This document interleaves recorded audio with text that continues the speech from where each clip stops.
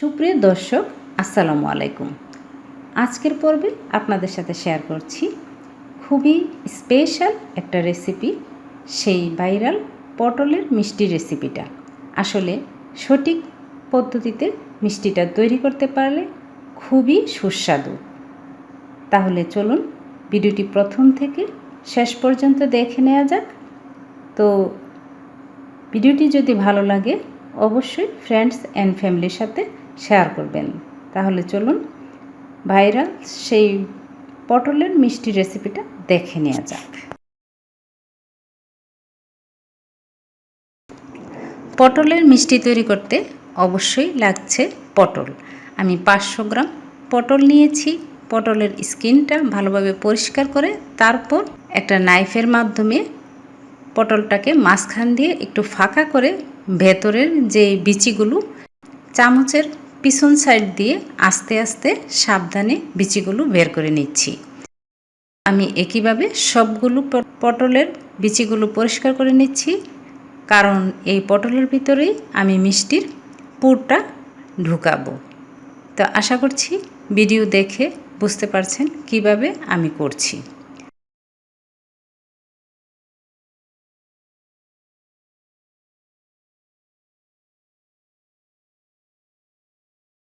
পটলগুলো রেডি হয়ে গেলে সরাসরি চলে যাচ্ছি চুলায়। চুলায় একটি প্যান বসিয়ে পর্যাপ্ত পরিমাণে পানি দিয়ে দিচ্ছি। পানিটা ফুটে ওঠার পর দিয়ে দিচ্ছি পটলগুলো। তারপর দিয়ে দিচ্ছি হাফ চামচ বেকিং সোডা।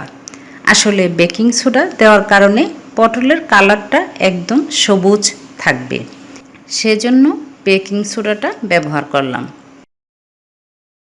তারপর পটলগুলো আমি 4-5 মিনিট সিদ্ধ করে উঠিয়ে নিব, কারণ পটলগুলো আমি আবার পুনরায় বয়েল করব। এ কারণে একসাথে খুব বেশি নরম করা যাবে না।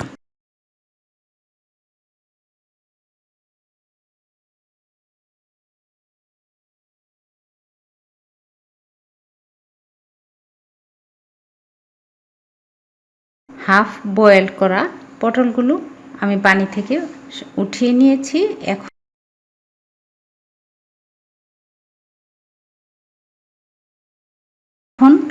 অন্য আরেকটি পাত্রে 2 কাপ চিনি দিয়ে 1 কাপ পানি ফুটিয়ে তারপর চিনিটা যাতে পরিষ্কার হয়ে যায় সেজন্য আমি 1 চা চামচ দুধ দিয়ে দিচ্ছি। পরিষ্কার হয়ে যায় সেজন্য আমি 1 চা চামচ দুধ দিয়ে দিচ্ছি। সেই সাথে সুন্দর একটা স্মেলের জন্য আমি 2টি এলাচ ফাটিয়ে দিয়েছি।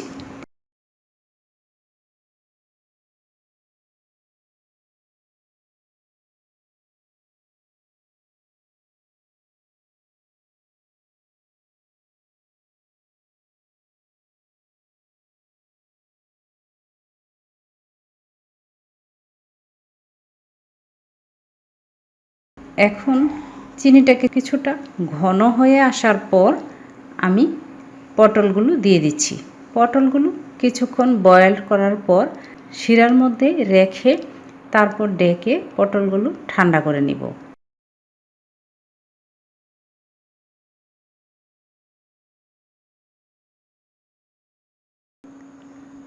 বাহ, পটলের কালারটা কিন্তু দারুণ দেখাচ্ছে।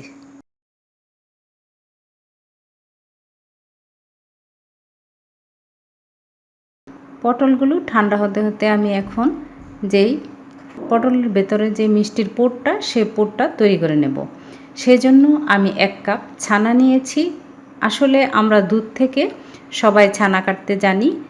আমি 1 লিটার দুধের ছানা কেটেছি। ছানা এখানে 1 কাপ হয়েছে। তারপর এর সাথে হাফ কাপ কনডেন্স মিল্ক এবং 2 চামচ গুঁড়া দুধ দিয়ে লিকুইড দুধ দিয়ে তারপর মিডিয়াম আঁচে নেড়ে চেড়ে জাল করে আমি একটা পুর তৈরি করে নিয়েছি। এই পুরটা একেবারে শক্ত হবে না, আবার একেবারে নরমও হবে না, মিডিয়ামে রাখতে হবে। সুন্দর একটা ফ্লেভারের জন্য আমি এখানে একটু এলাচের গুঁড়া অ্যাড করে দিলাম।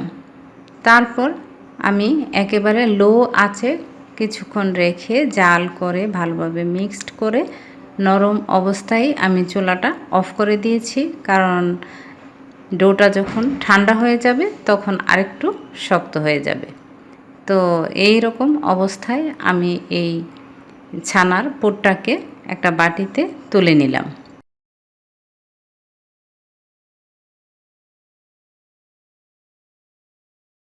এখন আমি এই পুরটাকে সম্পূর্ণরূপে ঠান্ডা করে নিব, যাতে হাত দিয়ে শেপ দিতে পারি। আর এদিকে আমি শিরা থেকে পটলগুলো একটা স্ট্যান্ডের মধ্যে উঠিয়ে নিয়েছি, যাতে পটলের সাথে এক্সট্রা যে শিরাগুলো নিচে ঝরে যায়। এখন এই পটলগুলো কিন্তু একেবারে নরম তুলতুলে হয়ে গেছে। তো আলতো হাতে পটলের মধ্যে এই ছানার পুরটা শেপ দিয়ে আমি ঢুকিয়ে দিচ্ছি। কিভাবে দোকানের পটল মিষ্টির মতো শেপটা দিচ্ছি আপনারা দেখে নিশ্চয়ই বুঝতে পারছেন।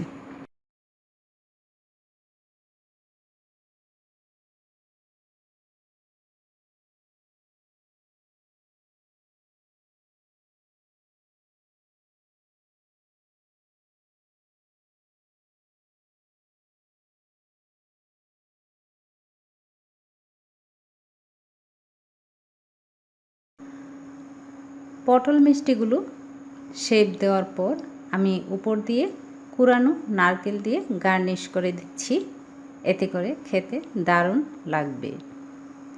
তারপর এর উপর দিয়ে কিছু কাঠবাদাম কুচি, চেরি কুচি দিয়ে সুন্দর করে গার্নিশ করে দিচ্ছি।